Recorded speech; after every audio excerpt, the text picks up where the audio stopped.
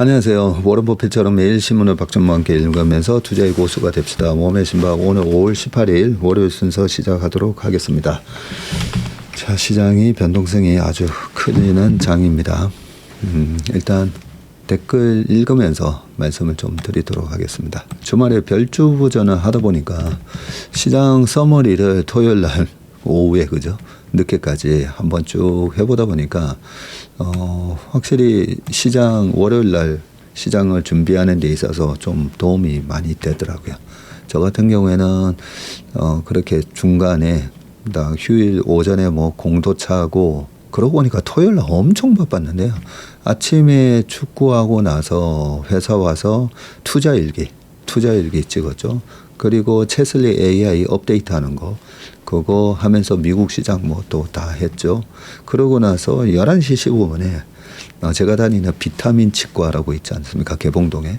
그 비타민 치과 가서 임플란트 지금 하고 있는 거 그것도 막 하는데 나중에 뭘 다 하고 나서 이제 솜 같은 거 이제 꽉 물고 있으라고 하잖아요.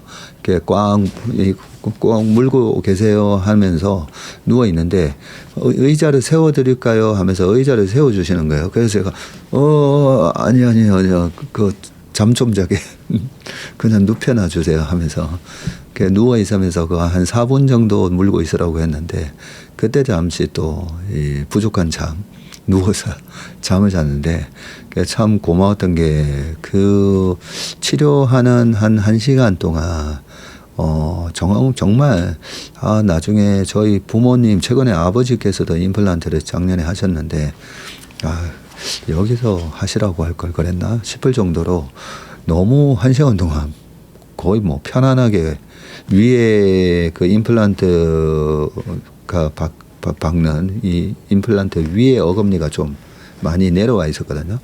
그 어금니에 있는 크라운도 벗기고 다시 높이 맞추고 다시 씌우고 뭐 그런 걸들 다 했었는데 크게 뭐 거의 아프지 않고 하다 보니까 정말 거의 반은 1시간 동안에 한 30분 40분은 좀 쉴 수 있어서 너무 좋았어요. 누워 있으면서 좀 잠도 자고 그러고 와서 점심을 거의 후다닥 먹고 나중에 우리 별주부전 또 하고 별주부전 그 치과에서 그렇게 1시간 동안 쉴 수 있었기 때문에 별주부전 거의 3시간을 하는데 하나도 피곤하지 않았습니다. 끝나고 나서 뒤풀이 했죠.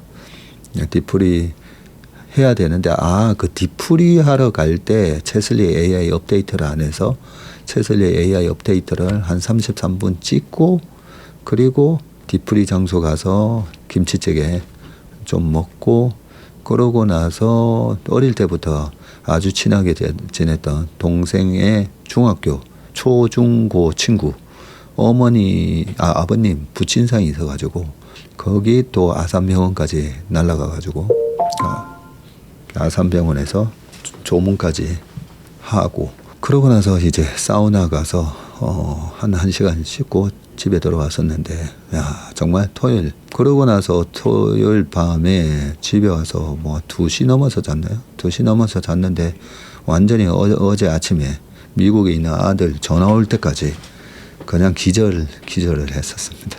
아침에 딱따구리 님도 그러고 어머님이 모친상 당하신 분도 계시고 그죠? 자, 댓글 좀 읽어보도록 하겠습니다.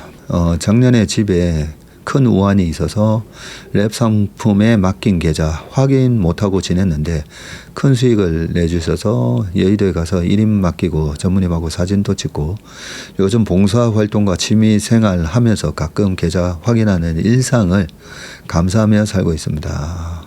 5월 19일 화요일 상담차 방문합니다. 내일이네요. 연락하신 어머니 여윳돈 일부를 제 계좌 정해놓고 운영했는데 이익이 크게 났습니다. 이참에 어머니 계좌 개설해서 1인 계약하려고요. 본 계약은 이사 문제 해결하고 7월 중순 이후 가능합니다. 하셨고요. Dreams come true라고 했는데 꿈이 이루어지시는 것 같아서 축하드립니다. 전문의 어린 손녀들 어떤 종목에 투자해야 할까요? 여기 체슬리 TV나 여기서 뭐 종목 막 다른 데는 막 종목 세일즈 많이 하잖아요. 네, 저희는 그렇지는 않습니다. 그리고 우리나라 주식 같은 경우에는 워낙 이제 사이클 주식이 많아서 장기적으로 그렇게 가져갈 만한 주식이 많지는 않습니다. 우리나라는 철저하게 좀 모멘텀 투자를 해야 되거든요. 이익이 많이 나는 쪽으로 투자했다가 또 이제 이익이 꺾인다 하면 또 잘 도망도 나와야 되고, 물론 세계적인 기업들 삼성전자, 하이닉스 기업을 꾸준히 모아가면 되는데 그 손자 계좌에는 살 때 한 번에 사놓고 그냥 기다리는 거잖아요. 그러면 지금 시점에 들어가기는 좀 약간 애매하기도 합니다. 그래서 아이들 계좌도 저희 일임 고객분들은 어떤 분은 정말 할아버지가 자녀들 플러스 손자 손녀들 계좌까지 다 그렇게 맡기신 분들도 있습니다. 물론 손자 손녀 계좌는 3억 이상이어야 되는 건 아닙니다. 부모님이 3억 이상이면 자녀들 계좌는 5천만 원 이상도 일임이 가능하니까요. 그게 가장 최선의 방법이 아닐까 생각합니다. 도범고 이북으로 구매해서 또 복귀 중입니다. 지난 북토크에서 다른 분들은 책 들고 사인 받으려 줄 서 있는데 저는 이북이라 그게 참 아쉬웠습니다. 오타 발견하셨다고요? 엘리엇 파동 이론에서 하락산파의 구조에서 예시 중에 성장의 실체가 없으니 주가는 산파로 뻗어나가지 못한 채인데 뻗어나가지 못한 채로 적혀 있단 말이죠. 확인해 보겠습니다. 1억 5천이 있다면 랩 상품으로 KB 개방형이 좋을까요? 삼성의 다크호스가 좋을까요? 네, 삼성은 1억 이상이고 KB는 5천 이상이다 보니까 1억 5천이시면 KB든 삼성이든 한투, 신한, DB 다 있죠. 유안타도 있고요. 그게 똑같습니다. 똑같으니까요. 편하신 증권사 가셔서 하시면 됩니다. 엔비디아의 MV는 법인 설립 업무를 해준 변호사 짐 게이더가 넥스트 벤처라는 뜻으로 임시로 서류상에 적었다고 해요. NV가 즉 젠슨 포함 당시 창립 멤버 3인은 회사 이름도 안 만들고 변호사 사무실을 찾은 거죠. 근데 당시 엔비디아가 만들고 있던 그래픽 칩 프로토타입을 MV1이라고 부르고 있었는데 이 코파운드이자 CTO인 커티스 프리엠이 GXMV 즉 경쟁자 선 GX가 부러워함으로 지었고 MV하다고 젠슨이 GX는 빼자고 해서 MV1이 되었다고 하더라고요. 젠슨 황의 공식 자서전 생각하는 기계 책에 나온다고 합니다. 아유 감사합니다. 어머니 하늘나라 보내드리고 워맥심박 듣습니다. 김경림 님이신데 그죠? 오늘 아침에 딱따구리 님도 그러시고 저도 참 제일 두려운 게 사실 저희 부모님이 언제 저희와 이별을 하실까 그걸 생각하면 되게 두렵습니다. 그런 참 두려운 일을 겪으셨는데 근데 언젠가는 또 이별을 해야 되는 거 아니겠습니까? 그죠? 그래서 3년 전에 저희 장인어른이 돌아가셨는데 병원에 걸어 들어가셨다가 10일 만에 돌아가셨거든요. 그때 되게 저도 좀 화도 나고 했었는데 한편으로는 생각해 보니까 딱 그 85 연세에 소천하셨는데 그 생각을 해보면 그래 몸이 굉장히 그 몸이 안 좋으신데 그 고통을 견뎌가면서 몇 년 사시는 거랑 갑작스럽게 그렇게 돌아가신 거랑 그게 어떤 게 더 최선일까 차악일까 그렇게 생각해 보면 그러면서 좀 마음을 내려놨었습니다. 그때 3월 1일에 돌아가셨는데 2월 초에 찾아뵀을 때만 하더라도 그래도 괜찮으셨는데 식사를 거의 못 하셨었거든요. 호흡이 좀 또 안 좋으셨고 했기 때문에 언젠가는 우리가 이별을 해야 될 때가 있는데 마음 잘 추스리시길 바라겠습니다. 더 나은 사람이 될 수 있게 해주셔서 감사합니다 하셨고요. 자, 질문을 올립니다. 5월 말까지 현금화를 일부 하라고 하셨는데 우리 같은 일반인들은 어떤 기준을 두고 현금화를 하나요? 최설리 AI도 없는 저희들은 이 변동성 심한 장에서 어찌 하나요? 모든 종목을 골고루 해야 하는지 아니면 많이 오른 종목 위주로 해야 하는지 하셨는데 금요일 같은 경우에는 한 운용사에서는 그냥 일괄 매도 포트폴리오 전체를 갖다가 그냥 한 30% 정도를 일괄 매도했다라고 제가 전화 들었었거든요. 그것도 방법이고요. 내가 정말 주식을 잘 한다 싶으면 이제 거기서 골라서 하셔도 되는데, 한편으로는 제가 그런 얘기도 하잖아요. 트레이딩 관점으로 들어간 주식 날리고 투자 관점으로 들어간 주식을 끌고 가면 되고, 그 트레이딩 관점이 여러 가지가 있을 수가 있습니다. 그렇게 하시면 되는데, 최근에 지금은 제가 날려야 된다면 원래 많이 먹은 거 파는 게 아닌데 최근에 너무 많이 좀 수익이 났잖아요. 저희도 마찬가지고 저희도 반도체로 수익이 많이 났는데, 그러면 하반기에 호재랑 악재 여러 가지가 공존하고 있습니다. 그 공존하고 있는 것 중에 창신 메모리 상장건이 있죠. 그게 6월 달에 있을 수가 있고, 스페이스X 상장건이 있고, 6월 16일 일본의 BOJ 금리 인상 여부가 있죠. 그런 거 저런 거 감안을 하면 베타 개념이, 시장이 베타 1이잖아요. 그죠? 근데 제가 늘 말씀드리잖아요. S&P 500이 베타 1이면 다우가 좀 시장보다는 덜 민감하게 움직이고, 나스닥이 베타가 더 높고 나스닥보다는 필반이 더 높다고요. 그러면 6월달 장이 약간 조정이 예상된다 하면, 그러면 이제 베타 관리 차원에서 어떻게 보면 반도체를 조금 줄여놓는 게 맞지 않나, 뭐 그런 생각을 하는데, 모르겠습니다. 이게 조정이 안 오고 강세장이 되면 또 반도체가 세게 올라갈 거라서. 그래서 현금화를 시킨다라고 했을 때는 이게 베타 개념, 베타 개념. 그 다음에 이 조정에 대한 부분이 내가 감당할 수 있다. 감당할 수 있으면 뭐 아무것도 안 하고 그냥 가만히 계셔도 돼요. 어차피 나는 뭐 10년 보고 장기적으로 투자하는데, 그러면 단기적으로 또 확 빠졌다가 올라갔다가 가만히 있으면 되는 거거든요. 근데 나는 이 지난 3월에도 그렇고 작년에도 4월에도 그렇고 이 조정을 받을 때 그게 너무 스트레스를 받는다. 실제 그런 분들 많습니다. 너무 스트레스를 받는다. 그러면 줄이셔야죠. 다 행복하자고 하는데, 근데 그 단기 조정에 너무 스트레스를 받는다면 사실 안 하는 것도 방법입니다. 안 하는 것도. AB랩 목표 전환형은 26일부터 모집, 매매는 6월 1일부터라고 합니다. 아유 감사합니다. 26일부터요? 5월 26일.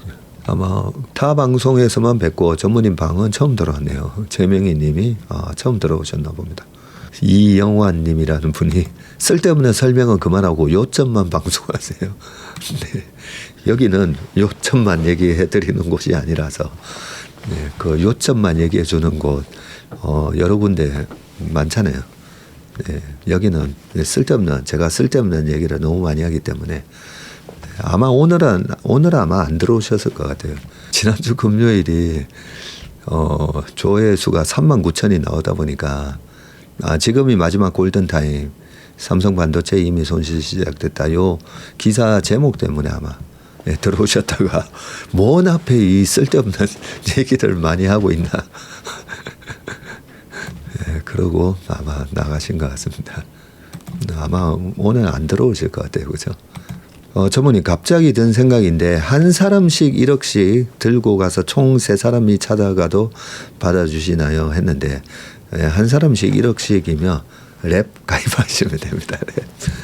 저는 장사를 하면서 매일 소액으로 주식 모으기를 했습니다. 변동성에도 그냥 진득하게 모아가다 보니 수익도 났답니다. 이번에 KB증권 랩에 가입하고 역시 투자는 전문가가 하는 거구나, 이런 생각하고 있습니다. 한국 주식, 미국 주식 다 팔면 미국 투자 랩 가입할 수 있게 되었는데, 수익 났든 손해 났든 정리하고 맡기는 것도 괜찮다는 말씀에 따라해 보려고 해요. 최근에는 제가 수익이 났든 안 났든 좀 정리하시고 들고 오셔도 됩니다 했던 게, 이번에 보세요. 조정을 받으니까 뭐 그냥 다 같이 빠지는 경우가 많잖아요. 그죠? 프랑스 남부 아르일 것입니다.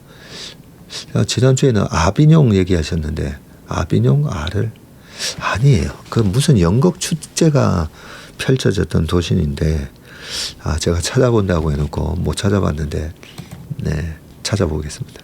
아내가 직장 일이 힘들다고 해서 오래간만에 외식을 하러 갔는데 항상 3만 원 이내로 주문하다가 크게 고민하지 않고 오늘은 5만 원 가량을 주문하였습니다.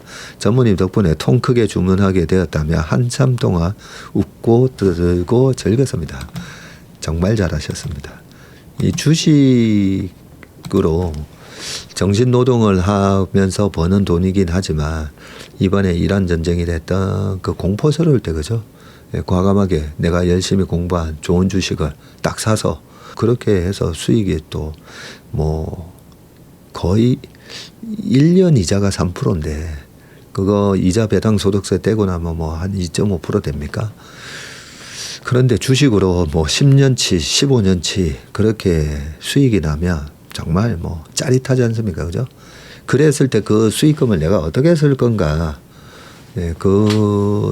내가 주식으로 돈을 벌면 내가 어떻게 쓸 건가? 그걸 저기 이제 투자의 본질에 제가 써놨었잖아요. 나는 돈을 벌어서 뭘 할 건가에 대한 생각을 하고 투자를 하셔야 된다고. 잘하셨습니다. 1임 계좌 가입 고민 중인데 혹시 가입 후 필수 유지 기간이 있을런지요? 2, 3년 후 집 매수 사용할 자금을 일임하고 싶었어요. 네, 3년 전에 딱 저희 회사에 한 4억 얼마 맡기신 분이 지금 한 16억 정도가 돼 있는데 올해 11월에 그 분이 그 자녀가 3명이라서 좀 좋은 아파트가 당첨이 됐었거든요. 3년 전에. 근데 올해 11월에 입주할 그 잔금 걱정을 되게 하셨어요. 근데 주식으로 다 해결이 되어 버리다 보니까 제가 이번에 주식 싹 빼서 그냥 그 잔금 치료라고 말씀드렸었는데 그 1임 계좌 가입 후 필수 유지 기간 저희는 없습니다. 저희는. 다른 데는 3개월 안에 환매하면 수익금의 70% 뱉어내게 하는 환매 수수료 이런 게 있는데 저희는 없습니다. 저는 항상 고객이 돈을 찾고 싶을 때 찾을 수 있어야 된다. 그게 저는 제일 중요한 원칙이라고 보거든요. 그래서 거래 안 되는 이상한 주식, 이상한 뭐 채권 이런 거 절대 저희는 하지 않습니다. 왜냐하면 고객이 돈이 갑자기 필요할 수 있잖아요. 언제든지 내 돈 찾고 싶을 때 찾을 수 있어야 되기 때문에 항상 거래가 잘 되는 중대형 이익 모멘텀 있는 주식만 저희가 거의 투자를 한다고 보시면 되기 때문에 2, 3년 후 집 매수할 자금은 투자하셔도 됩니다. 네, 근데 11월에 돈 필요한데 하면 하지 마세요. 성과 장기 성과형 랩 투자 3월에 가입했는데 복리 투자로 장기로 가도 될까요? 네, 그냥 이 성과형 랩 투자 있잖아요. 이것도 그냥 3년, 5년, 10년 쭉 가져가시다가 돈 필요할 때 딱 찾아 쓰시면 됩니다. 복리로 장기 투자하시면 됩니다. 작년 7월에 랩 가입해서 많이 수익 중이고요. 다른 자금 모아서 엊그제는 또 다크호스 랩에도 가입하셨다고요. 현금으로 가지고 있다가 여름 지나고 가입할까 고민도 했지만 그 현금을 가만두지 못하고 이 주식 저 주식 기웃거릴 것 같았어요. 잘한 거겠죠 하셨는데 저희한테 맡긴 게 그나마 저는 잘했다고 생각합니다. 안 그러면 이 손가락을 절대 가만두지 못하시면서 또 막 좀만 빠져도 막 사실 거기 때문에 저희한테 맡기신 게 왜냐하면 지금부터 10월까지가 정말로 난이도 높은 시장이거든요. 좀 전에도 한 3분 왔다 가시고 오늘 오후에도 많은 분들이 오시는데 이 난이도 높은 시장으로 진입하기 때문에 어쨌든 잘 오셨습니다. 그 말씀을 드립니다. 근데 이 난이도 높은 시장은 사실 저희도 안 하고 싶거든요. 그래서 5월까지 아닙니다. 나중에 좀 의사결정을 하고 말씀드리겠습니다. 목소리와 표정이 지쳐 보여셔서 걱정됩니다 하셨는데 정확하게 보셨습니다.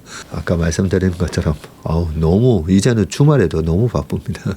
그래도 저만의 이렇게 또 힐링하는 시간들, 조용히 밤에 목욕탕을 가잖아요. 저는 뭐 호텔 사우나 이런 데 가는 게 아니라 동네 목욕탕을 가는데, 그 여의도에 있는 동네 목욕탕 가도 밤 9시 반, 10시부터 한 11시 반 사이가 보면 사람이 거의 없습니다. 사람이 거의 없이, 물도 9시 되면 청소 싹 해가지고 물을 새로 갈아 놓거든요. 그래서 그 10시 그 깨끗한 물에 몸 담그고 유튜브 이래 보고, 그 다음에 카톡이나 문자나 뭐 하루 종일 문자 와 있는 게 엄청 많거든요. 그 문자 이제 확인하면서 답변을 드리는데 되게 죄송해요. 낮에 오후 2시, 3시에 보낸 문자를 밤 10시 반, 11시에 막 거기다가 이제 답장을 드리니까. 한투증권에서 랩 8회차 가입하셨다고요. 외국 랩 한국투자증권에는 없어요. 저희가 그러니까요. 미국 주식 투자하는 거는 현재는 신한하고 DB만 있는데 조만간 한투랑도 또 얘기를 해가지고요. 한투든 삼성이든 미국 주식 투자하는 것도 최순리의 해외 주식 투자도 가능할 수 있게끔 하겠습니다. 현대기아차가 토요타의 시총을 넘는 상상을 할 수 있는 날이 오다니 가슴이 벅차올라 눈시울이 붉어집니다. 23년, 24년 그렇게 대중들이 외면했던 코스피, 그렇게 외면하던 LG전자, 지금도 외면하고 있을지 모르겠습니다만 11월 저점 기준 오늘 고점까지 LG전자가 상승률이 같다고요. 217%. 오늘 계좌는 살짝 아프지만 마음은 너무 즐거운 조정입니다. 미장 계좌는 최근 노키아, 에릭슨 다 팔고 서클로 넘어오셨다고요. 오늘 클래리티 법안이 통과되었더라고요. 성과급을 보면 일본의 버블 경제 같은 시대를 한국이 누릴 가능성이 보여 가슴이 벅차오릅니다 하셨습니다. 28일 부산 오신다고 하셨는데 혹시 만나 뵐 수 있을까요? 죄송합니다. 그날 그 증권사에서 어레인지한 그 미팅이 있어가지고요. 그거 하고 또 해운대 잠시 넘어가가지고 저녁 간단하게 먹고 올라와도 밤 12시, 12시 반 막 이렇게 될 것 같아가지고요. 그래서 안 그러면 우리 대인춘풍님을 비롯해서 부산에 계신 최밀턴 분들 만나서 좀 뭐 차도 한잔 마시고 이렇게 올라오면 좋은데 시간이 도저히 안 되더라고요. 죄송합니다. 전무님 말씀하시는 배낭여행 코스와 90년대 정석인 코스고 저랑 똑같아서 기억이 새록새록 나네요. 가기 전에 모든 나라 돈 다 바꿔서 가고 리라, 파운드, 마르크, 프랑크 등. 제임스 태오님도 그러셨군요.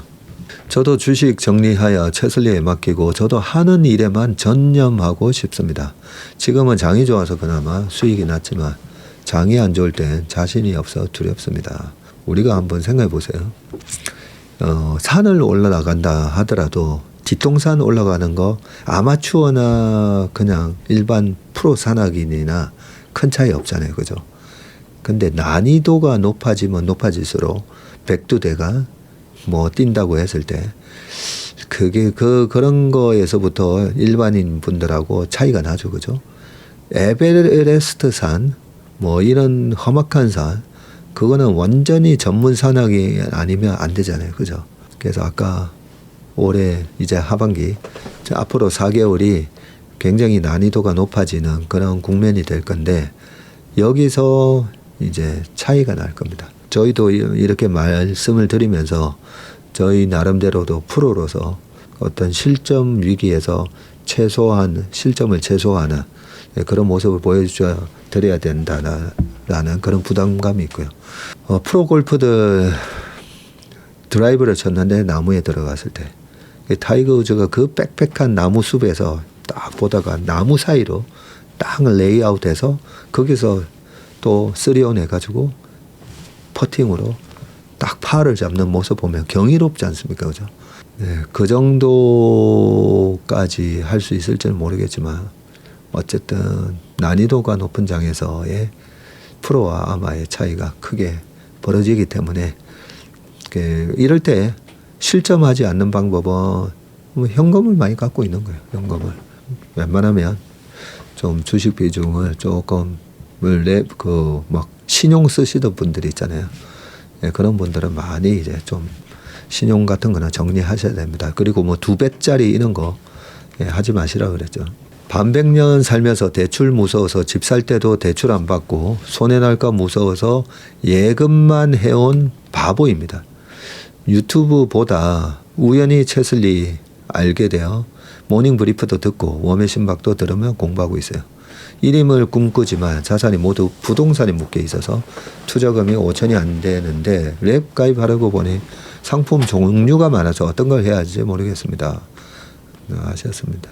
KB증권이나 저희 회사 홈페이지에 들어보면 증권사 쭉 다 돼 있거든요.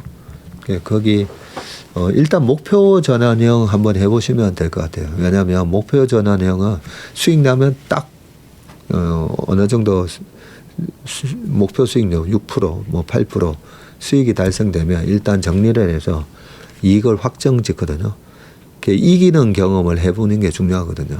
참 좋은 분들이 많으십니다. 저는 용인 하이닉스 반도체 건설 현장에서 일을 하고 있는데 새벽에 기상해서 하루 종일 일을 하다 보니 주식 시장은 틈틈이 쉬는 시간에 보거나 퇴근 후에 잠깐씩 졸면서 듣다가 좋은 기업 나오면 매수하다 보니 다이소가 되었고요.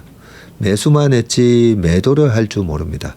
다행히 장이 좋아 수익이 나서 찾아가려고 하는데 도저히 모든 주식이 다 좋아 보여 매도를 하지 못하고 있습니다.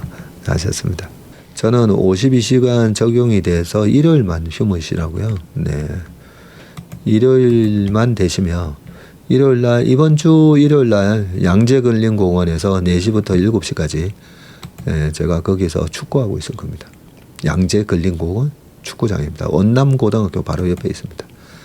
네, 그때 한번 오셔도 될 것 같습니다. 그때 뭐 제가 방송에서 다 말씀드리기 때문에 굳이 저한테 오셔가지고 어떤 걸 물어보실지 모르겠는데 아니면 저희 회사 전화 주셔도 됩니다. 저희 회사. 어제가 모친 기일이라 집에 와서 웜의 신박 신청합니다. 자랑은 아니지만 20년 전에 빚 보증을 과다하게 서서 가게와 집이 경매 처분됐고 가족이 단칸방 원룸으로 이사를 가게 되었는데 그때 통장에 전 재산 180만 원이 남아 있었는데 그 돈으로 주식 투자를 해서 오늘 현재 주식 금융 자산이 4억 2천이 되셨다고요? 와. 저의 투자 방법은 늘 조간경제신문을 읽으며 경제 지식을 쌓았고 투자 방법도 나름 터득을 했습니다. 저는 미천이 짧아 대형주는 매집을 안 했고 주로 중소형주에 올인했습니다. 저는 유료 리딩 전문가 업체에는 가입한 일이 없고 채슬리 모닝브리프 및 웜의 신박 경제 전문가들 방송을 듣다 보니 금융소득은 더 빠르게 늘어나더라고요. 저의 꿈은 주식 투자에서 목표가 20억 정도 벌어서 노후에 전원주택으로 이사를 가는 겁니다. 텃밭이 있고 잔디가 있는 전원주택 갖는 게 꿈인데 노력은 배신하지 않는다는 진리를 되새기며 열심히 공부해 보렵니다. 아유, 우리 제가량님이시군요. 아유, 참 대단하십니다. 제가 한 번씩 그런 말씀 드렸잖아요. 우리가 인생 살다 보면 굴곡이 있습니다. 굴곡. 그죠?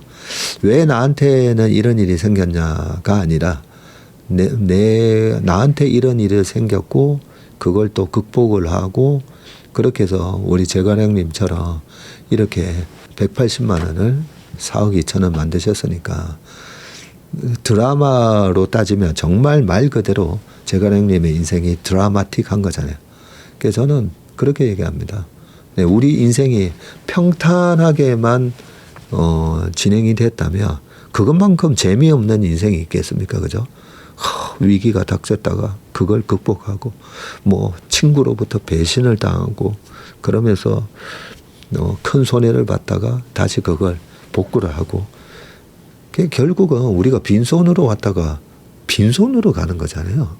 그렇기 때문에 우리가 뭐 얼마를 벌었냐가 아니라 그 인생이 얼마나 드라마틱하게 참 내가 어려움 극복할 때 극복하고 또 그래서 또 주변 사람들한테 얼마나 많이 내가 베풀면서 나라는 사람을 많은 사람들이 어떻게 내가 죽을 때 많은 사람들이 기억을 할까? 그 어차피 빈손으로 가는 거니까 참 대단하십니다. 근데 투자의 관점으로는 전원주택은 사지 마시고 임대하시면 좋을 것 같습니다. 23년 전 친구랑 유럽 배낭여행이 떠오르네요. 융플라우는 올라갈 때는 기차 타고 정상에 올라가서 집 라인 타고 신라면 한 사발 때리고 기차 타고 내려오다가 종점 한 정거장 전에 내려서 걸어 내려오는 게 23년 전에 꿀팁이었습니다. 그러셨군요. 홀로 계신 노모님을 자주 찾아뵙고 주말에라도 찾아뵈려고 노력하고 있습니다. 하셨습니다. 마지막 요거 말씀드리고 신문기사로 넘어갈게요. 늘 궁금했던 점이 있는데 전무님이 방송 종료 멘트를 하시고 끝날 때면 모닝브리프 우리 혁명 주임님이 꼭 카메라 정면을 한참 응시하더라고요. 그것도 매일 그러던데 대체 왜 그러는 걸까요? 하셨습니다. 그랬더니 저도 항상 궁금했습니다 하시는데 우리 혁명 주임이 방송 시작과 그 다음에 끝 이런 걸 다 조작을 하거든요. 조작. 그래서 방송 끝날 때 여기 보면 방송 녹화 중단 이 버튼을 눌러야 돼요. 버튼을 누르는데 이게 약간 레깅이 있잖아요. 레깅이.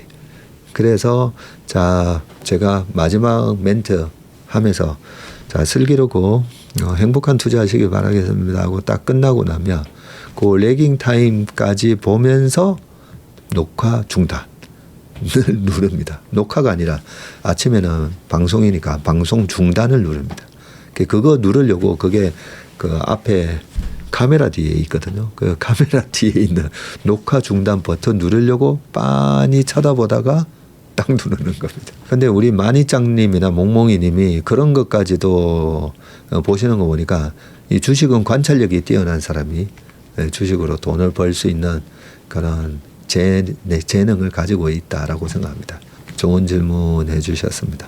자, 이제 신문기사 읽어보도록 하겠습니다. 자, 첫 번째 기사 보도록 하겠습니다. 트럼프 44년 된 대만과의 약속을 흔들었다라고 되어 있는데 지금 사진은 15일 트럼프 대통령과 시진핑 주석이 베이징 중난하이 정원을 산책하고 있는 장면입니다. 트럼프 대통령이 시진핑 주석과 대만에 대한 무기 판매 문제를 매우 상세히 논의했다면서 이 이슈를 중국과의 관계에서 협상 칩으로 활용할 수 있음을 시사해 지금 파장이 일고 있는데 레이건 행정부 시절인 1982년부터 지켜온 대만 무기 판매를 중국과 사전 협의하지 않는다는 내용 등을 담은 외교 원칙 대만 6대 보장을 정면으로 흔드는 발언이라고 합니다. 대만뿐 아니라 다른 동맹에 대한 안보 공약도 거래 대상이 될 수 있다는 신호로 확대 해석되면서 대만 친미 정권은 물론 아시아 동맹인 일본, 한국까지 불안하게 만들었다는 악시오스의 이 평가가 나옵니다. 주독 미군 감축 계획 공식화 등으로 대서양 동맹에 심각한 균열이 간 가운데 트럼프가 태평양 동맹 우방에도 폭탄을 떨어뜨린 셈입니다. 15일 트럼프는 15일 2박 3일 중국 방문을 마친 뒤 전용기 간담회와 언론 인터뷰를 통해서 이같이 말했는데 트럼프는 대만에 대한 무기 판매가 우리에게 아주 좋은 협상 칩이라면서 팔 수도 팔지 않을 수도 있다고 얘기했고 대만 입장에서 생존이 걸려있는 무기 획득 문제를 중국과의 관계 속 하위 변수로 보는 듯한 인식을 드러낸 겁니다. 현재 트럼프 행정부는 첨단 미사일과 각종 방어 체계가 포함된 약 140억 달러, 약 21조 원 규모의 대만 무기 판매 패키지에 대한 최종 승인을 미루고 있는 상태인데 트럼프는 시진핑과 무기 판매 문제를 논의한 것이 6대 보장에 어긋난다는 질문에 대해서 그래서 어쩌라는 것인가? 80년대는 꽤 먼 과거라고 했다고 합니다. 자, 15일 트럼프 대통령이 메릴랜드주 앤드루스 합동기지에 도착해서 에어포스 원의 계단을 내려오고 있는 장면입니다. 중국에서 출발해서 메릴랜드주 앤드루스 합동기지에 도착을 하셨군요. 이쪽에서 미국으로 가면 하루를 벌면서 가잖아요. 가면 여기서 출발했는데 미국 가도 또 같은 날입니다. 미국 우선주의를 주창하는 트럼프 대통령은 재집권 이후 미국의 부담은 줄이고 동맹의 부담 분담, 버든 쉐어링은 확대하는 외교 안보 정책을 구사해 왔는데 이 과정에서 나토 회원국을 상대로 방위비 증액을 강하게 압박하고 유럽 주둔 미군 감축, 이전 배치, 그린란드 병합 의지 등을 드러내면서 곳곳에서 풍파를 일으켰고요. 이번 미중 회담에서 드러난 트럼프의 수세적 태도로 미국의 대만 정책이 후퇴하는 것 아니냐는 우려와 함께 인도 태평양 지역에서도 동맹이 갖는 불안감이 커질 것으로 보이는데 반면 대만은 무력을 사용해서라도 통일해야 할 자국 영토로 보는 중국에게는 기회가 될 수가 있다는 평가와 우려가 미 조야에서 나오고 있습니다. 트럼프와 달리 역대 미 대통령들은 대만 해협의 평화 안정을 강조하면서 유사시 대만을 방어하겠다는 입장을 확인해 왔었고요. 바이든 대통령은 중국에 전례 없는 공격이 있으면 군사 개입을 하겠다고 재임 중 여러 차례 밝힌 바 있습니다. 대만은 미국의 무기 판매를 단순한 방산 거래가 아닌 안보 지원 의지를 확인하는 핵심 신호로 보고 있는데 트럼프가 공언한 대로 중국과의 관계 관리를 위해 판매를 조정한다는 인상을 주면 대만 방어 공약이 갖는 신뢰성이 크게 흔들릴 수밖에 없다는 관측이 나오는 것도 이 때문입니다. 월스트리트저널은 트럼프가 대만 무기 판매를 시진핑과 논의한 것은 중국 지도자들이 오랫동안 추구해온 거부권을 준 것으로 해석될 여지가 있다면서 영내 동맹국들의 미국의 나약함을 알리는 신호가 될 것이라고 했고요. 대만 무기 판매가 미중 협상 카드가 될 수 있다면 미국의 다른 안보 공약도 비용 협상 논리에 따라서 얼마든지 조정될 수 있다는 뜻이기 때문에 백악관이 명시적으로는 북한의 완전한 비핵화를 추구한다는 입장이지만 트럼프가 김정은과의 대화 의지를 숨기지 않는 상황에서 북한 비핵화 원칙화, 미국의 한반도 방위 공약 등도 유지를 장담할 수 없다는 얘기입니다. 역대 미 대통령들이 견지한 전략적 모성을 깨뜨리고 대만 독립 반대 입장까지 밝힌 트럼프의 발언에 대만은 비상이 걸렸고요. 트럼프는 중국은 엄청나게 강력한 대국이고 대만은 아주 작은 섬이라면서 대만은 중국으로부터 겨우 95km밖에 안 떨어져 있군요. 미국은 9,500마일이나 떨어져 있다고 하면서 한 15,000km. 이어서 우리는 전쟁을 원치 않으며 현 상태를 유지한다면 중국도 받아들일 거라 생각한다면서 누군가 미국이 우리를 지지하니까 독립하자라고 말하는 걸 원하지 않는다. 지금 대만 독립을 원하는 인물이 그곳에 있고 독립을 시도하는 건 위험한 일이라고까지 했습니다. 트럼프가 미국의 대만 정책은 아무것도 변한 게 없다고는 했지만 이는 친미 반중 기조를 이어온 대만 집권 민주진보당 라이칭더 정권이 독립을 추구하는 것에 부정적인 입장을 시사한 것으로 해석이 되고 있습니다. 특히 오는 11월 지방선거를 앞두고 미국에 전적으로 안보를 맡겨서 안 된다며 대중 유화 정책을 주장해온 국민당 노선에 더 힘이 실릴 것이라는 관측이 나오고 민진당 정부가 지난 9일 제출한 한 59조 원 규모의 국방 특별 예산안은 야당인 국민당 주도로 7,800억 대만 달러가 대폭 삭감이 돼서 의회를 통과했다고 합니다. 국민당은 군사적 긴장을 불필요하게 고조시키고 실질적 안보 보장 없이 미국의 군수 산업만 배를 불려줄 수 있다고 주장했는데 트럼프의 이번 발언으로 이런 주장이 오히려 힘을 받게 돼버렸습니다. 대만 외교부는 대만과 미국의 긴밀한 협력이 줄곧 대만 해협 평화의 초석이었다면서 중국에 점증하는 군사적 위협에 맞서 미국과 협력을 심화하고 힘을 통한 평화를 계속 지켜나갈 것이라고 했습니다. 자, 대만 6대 보장 이게 뭐냐면 1982년 미국 레이건 행정부가 중국과 대만 무기 수출의 점진적인 감축을 약속하는 제3차 공동성명을 체결할 당시에 안보 불안을 느끼는 대만을 달래기 위해서 비공개로 전달한 안보 약속입니다. 자, 무기 판매 종결 시한 미설정을 하고 중국과의 사전 협의 금지하고 양안 관계 중재를 거부하고 대만 관계법 수정 불가, 대만 주권에 대한 입장은 고수하고 중국과의 대화 강요 금지 등입니다. 법적 구속력은 없지만 미국의 친대만 정책을 지탱하는 핵심 근거가 되어 왔습니다. 트럼프 대통령이 되면서 이 동맹국들이 굉장히 불편해졌습니다. 자, 그다음 고단한 세상 버티게 하는 힘이라고 되어 있는데 혹시 파워 어디서 파는지 아실까요? 아까 점심 먹는데 우리 채밀턴 분들하고 오늘 점심을 좀 먹었거든요. 네, 거기서 요 드라마 얘기를 하더라고요. 모두가 자신의 무가치함과 싸우고 있다. 모자무사 하던데 이 작가가 지난번 박보검 씨 나왔던 폭삭소가수단가 그 드라마 작가라고 그런 얘기를 막 나누시더라고요. 자, 일단 내용을 한번 보겠습니다. 유튜브 알고리즘에 요즘 자주 등장하는 쇼츠가 있는데 화제의 드라마 모두가 자신의 무가치함과 싸우고 있다는 쇼츠입니다. 정주행하려 아껴두고 있지만 쇼츠를 보면 나도 모르게 클릭하고 말고 최근 본 쇼츠는 유산을 가로챈 고모부에게 조카 진만이 일침을 날리는 장면이었습니다.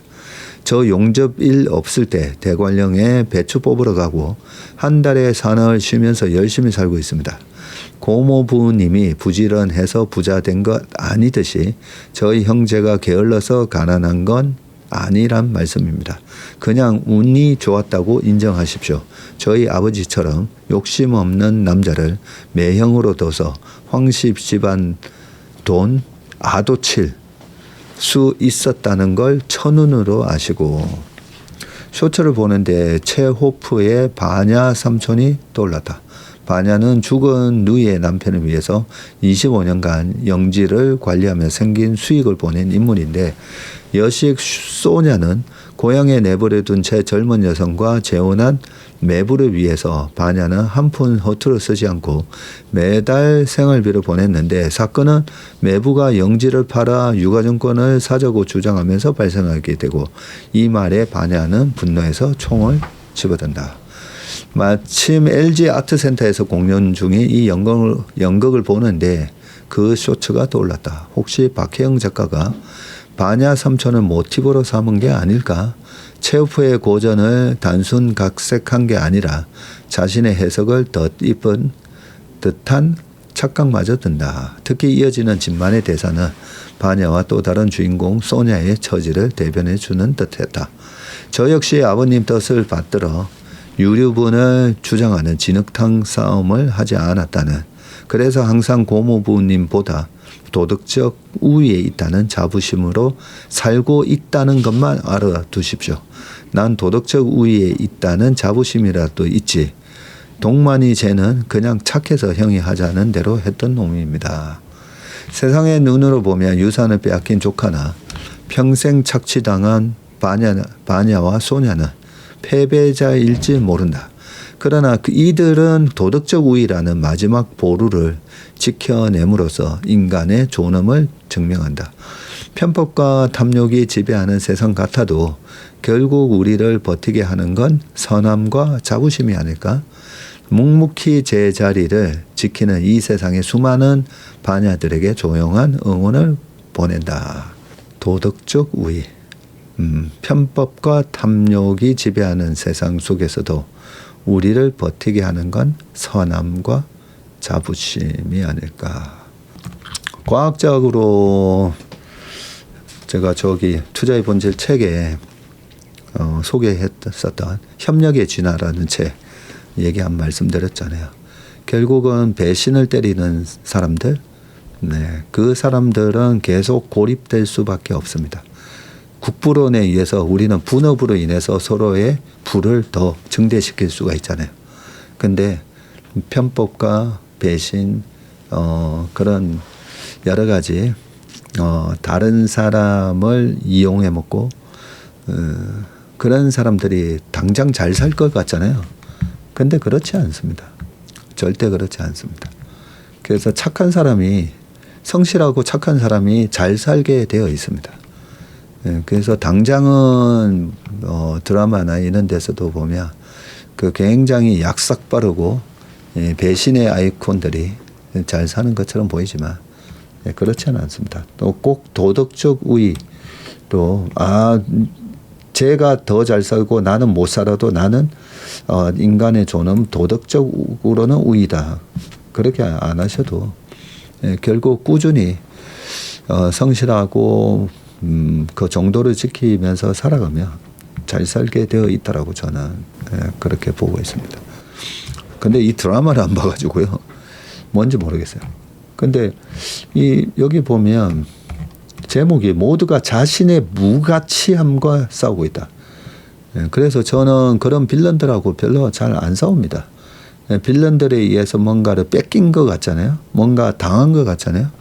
그래도 너는 그런 식으로 살기 때문에 앞으로 세상이 자연스럽게 그 사람을 고립시킬 수밖에 없거든요.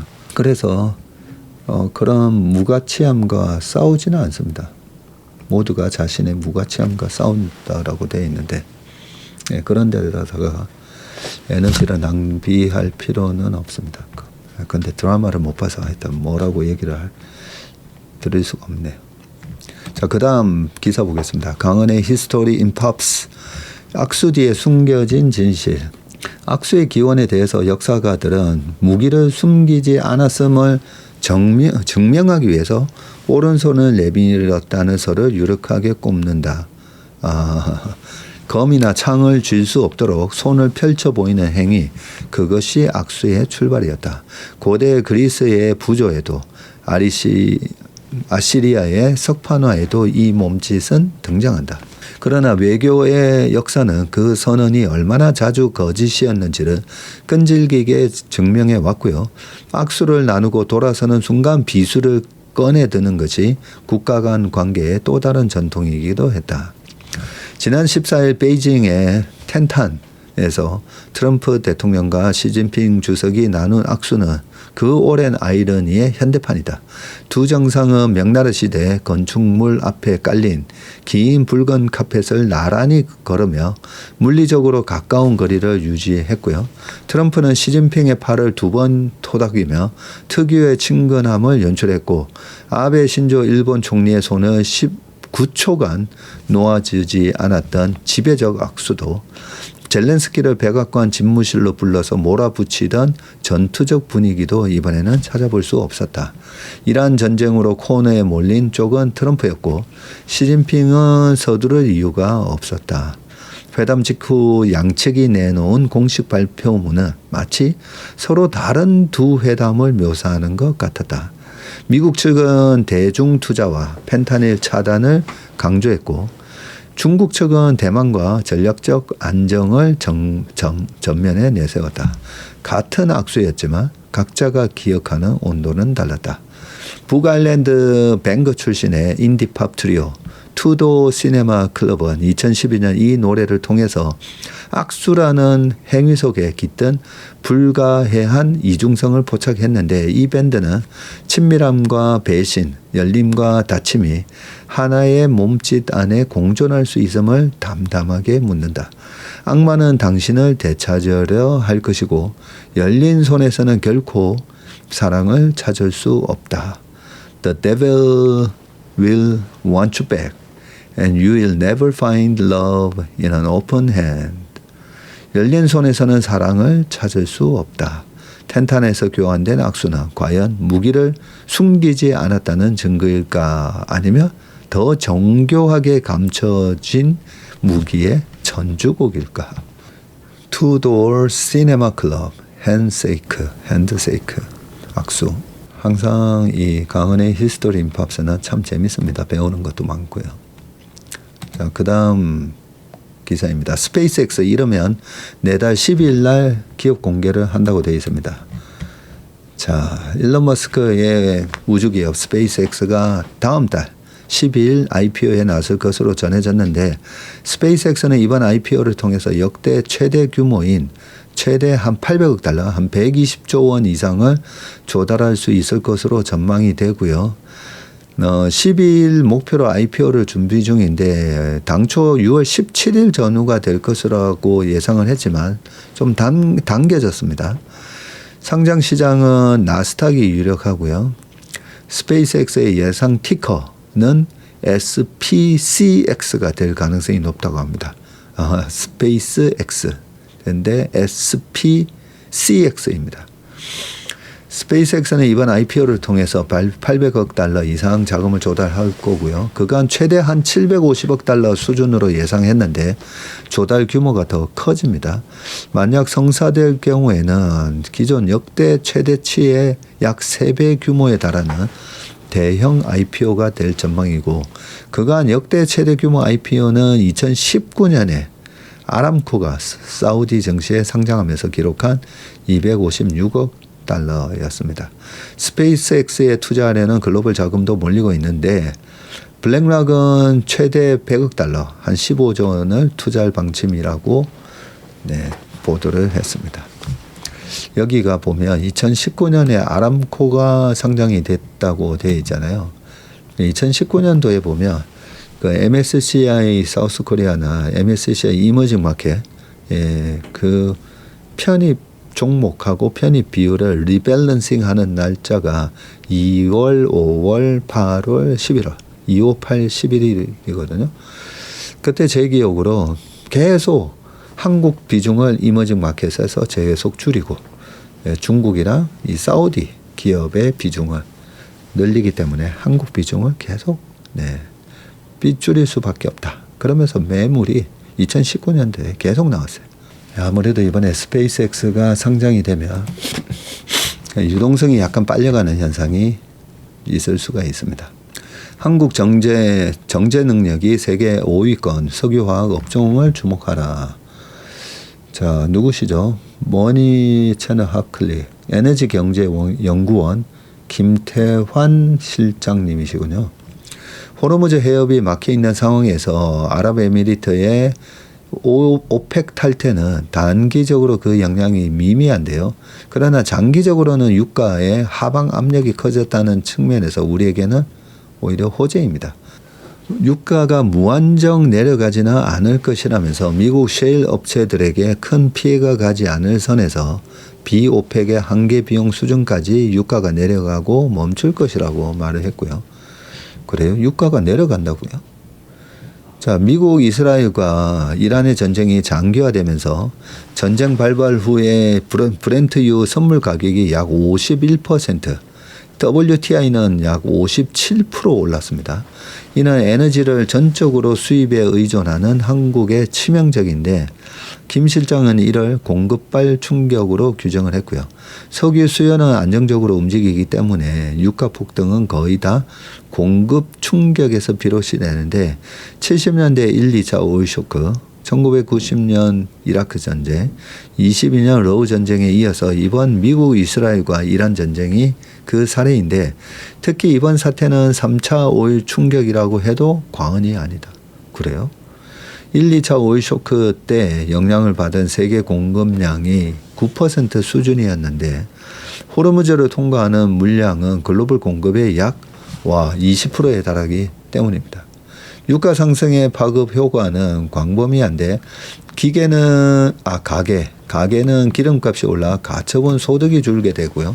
산업계는 물류비와 자재비가 올라가게 됩니다.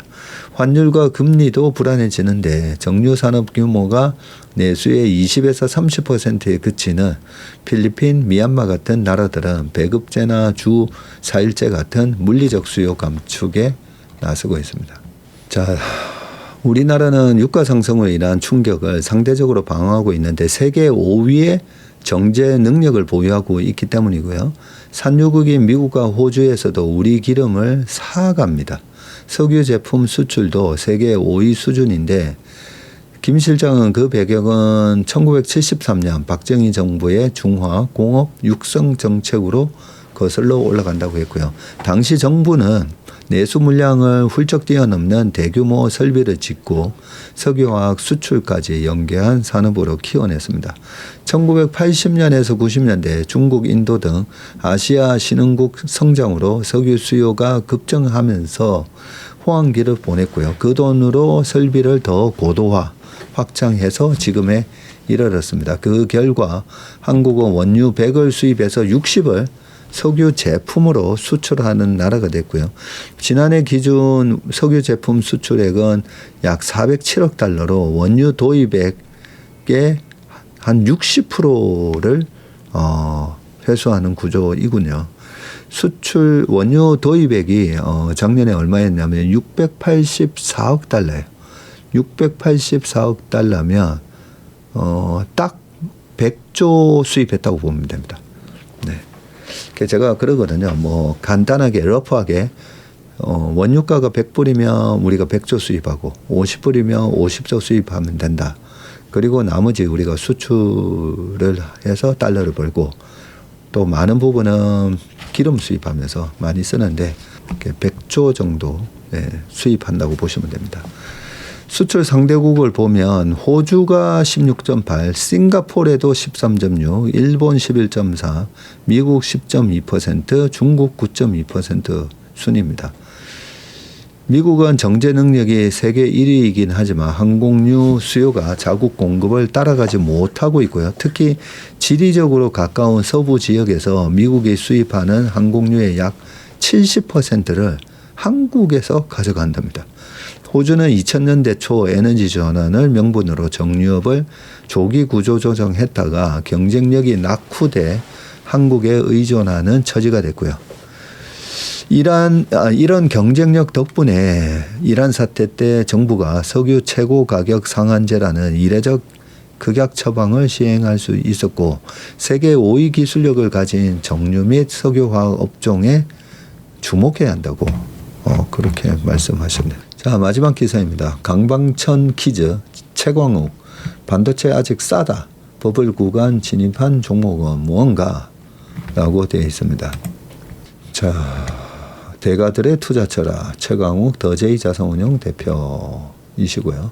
네이버를 포트폴리오에 편입해야 합니다. 2002년 말 네이버가 상장한 직후 S플러스의 3년차 펀드 매니저였던 최광욱 대표는 네이버에 대한 리포트를 작성해서 선배 매니저들 앞에 섰고 네이버를 사야 한다고 열변을 토하는 그에게 돌아온 것은 차라리 다음을 더 사라는 냉소적인 반응이었다고 합니다. 최 대표의 발표를 듣던 한 선배 매니저는 그가 보는 앞에서 리포트를 찢어버렸다네요. 최 대표는 그 모습을 보고 그 길로 사무실 문을 박차고 나갔다. 당시는 닷컴 버블로 코스닥 시장이 망가졌던 직후라 인터넷 기업은 돈을 벌지 못한다는 인식이 강하게 박혀 있었는데 인터넷 기업 매수 금지 가이드라인까지 있었을 정도고 최 대표가 이런 상황에서도 네이버를 사자고 제안한 것은 다른 인터넷 기업과 다른 비즈니스 모델을 개척해 나가고 있다는 점에 주목했다고 합니다. 최 대표는 기업의 비즈니스 모델을 분석해 오래 살아남을 수 있는 1등 기업을 찾아내는 투자 방식은 그때 이후 20년이 더 지난 지금까지도 계속 해오고 있는 투자 전략이라면서 기업에 대한 기본적인 이해를 바탕으로 풍부한 상상력을 갖고 투자하는 것이 중요하다고 말을 했습니다. 자, 투자할 기업을 찾을 때 가장 먼저 보는 것은 무엇인가? 기업의 주식을 산다는 것은 단순히 유가증권을 사는 것이 아니라 기업의 주주가 되는 것이라는 마음가짐으로 시작합니다. 주가가 올라서 돈을 버는 것을 추구하기보다는 기업이 성장하면서 성장의 과실을 공유한다는 거죠. 지속 가능한 성장이 가능하고 불황에는 손실을 최소화하면서 살아남을 수 있는 1등 기업에 투자하고 있습니다. 자, 1등 기업을 어떤 기준으로 찾아야 합니까? 시총이나 매출을 고려하나요? 라고 했더니 단순히 현재 1위 기업이라는 것으로는 부족합니다. 특히 시장 점유율이 하락하고 있는 1등은 프리미엄을 하향 조정하게 됩니다. 업계 1위를 자랑했던 코닥과 노키아도 순식간에 무너졌습니다. 반대로 30년 전 적자 기업이다 아마존과 구글은 1등 기업으로 발돋움했습니다. 시장 변화에 능동적으로 대응할 수 있는 비즈니스 모델을 가졌느냐가 가장 중요합니다.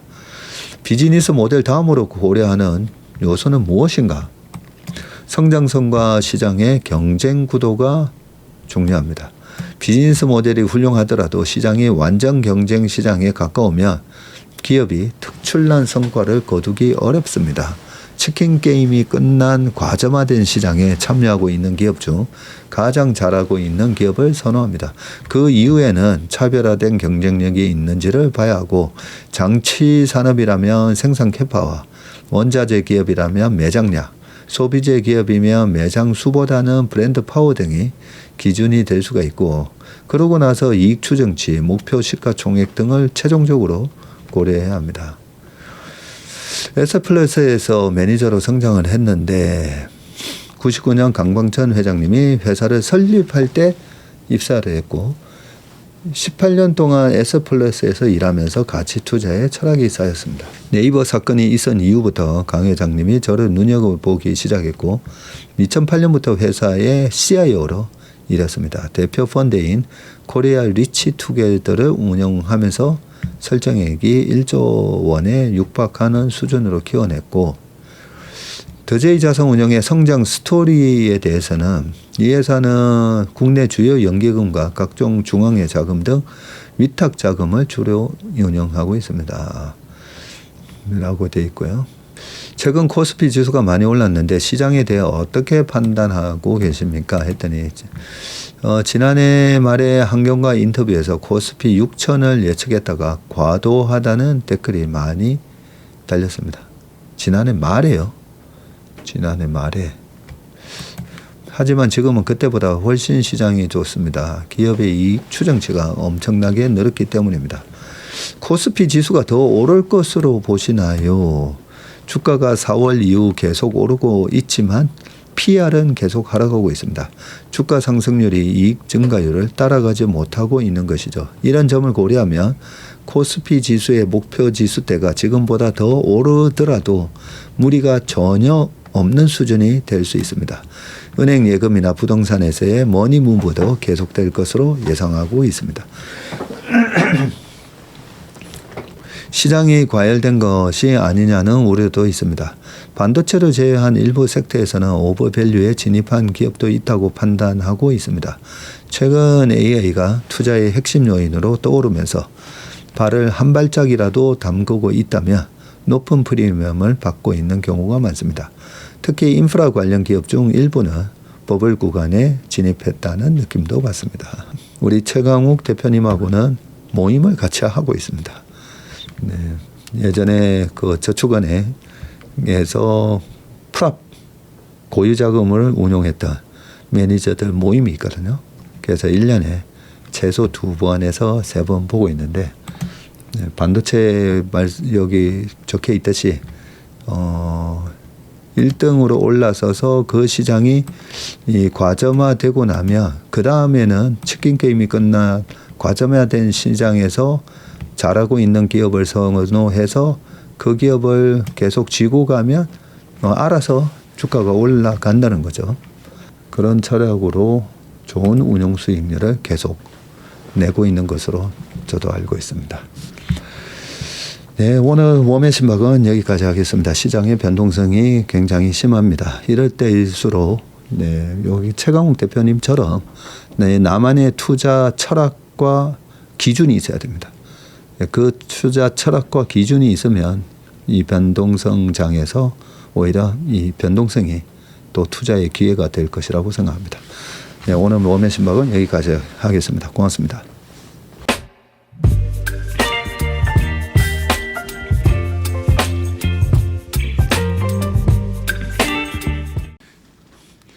안녕하세요. 채슬리 투자자문의 박세익입니다. 최근 저와 채슬리 이름을 도용해서 투자 사이트라든지 밴드, 텔레그램, 카톡 채널 등에서 이 리딩방으로 유도한 뒤에 금전적인 피해를 입히는 이 사칭 사례가 빈번하게 지금 발생하고 있습니다. 저를 비롯해서 저희 채슬리 투자자문의 임직원들은 SNS나 온라인 채널 등을 통해서 일체의 투자자문 활동을 하지 않고 있습니다. 저희는 정식 자문을 하기 위해서는 반드시 저희 회사에 내방하셔서 계약서 작성 절차를 거쳐서 진행되기 때문에 이외의 모든 유료 무료 지금 투자자문 행위는 불법이므로 각별히 주의하시길 바라겠습니다. 의심스러운 채널이나 메시지를 받으시면요, 피해를 방지하기 위해서 즉시 신고하시거나 삭제하시길 바라겠습니다. 대부분의 사례가 이 사칭 사례에 피해를 보신 분들의 핸드폰을 제가 보면 이 방에 오셔서 무료로 투자를 도와드립니다. 뭐 이런 얘기를 하고 있고요. 거기에 보면 어떤 밴드로 특정 밴드로 유도한 다음에 돈을 송금하라고 되어 있습니다. 그 과정에서 저희하고의 일체 계약 관계가 없기 때문에 그렇게 돈을 송금하라고 하는 부분에 있어서 특히나 유의를 좀 해주시기 바라겠습니다. 저뿐만 아니라 많은 또 저희 업계의 유명인을 사칭한 그런 사칭방도 많이 지금 기승을 부리고 있는데요. 공통적인 특징이 앞으로 몇백 %가 날 급등주를 알려줄 테니까 이 방에 가입을 하라. 그러고 난 다음에 금전적인 부분을 갖다가 송금을 요청하는 그런 형태의 수법을 쓰고 있기 때문에 그렇게 무료로 주식을 알려드립니다. 이런 문자를 받으시면 바로바로 삭제를 하시길 바라겠습니다. 저희 채슬리와 채슬리 임직원들을 많이 사랑해 주시는 저희 채슬리의 고객분들 그리고 저희 채슬리의 이 구독자분들이 이런 사칭 피해가 일체 발생하지 않기를 바랍니다. 그러면 여러분들의 가정과 일터에서 항상 평화와 행복이 가득하시길 기원합니다. 감사합니다.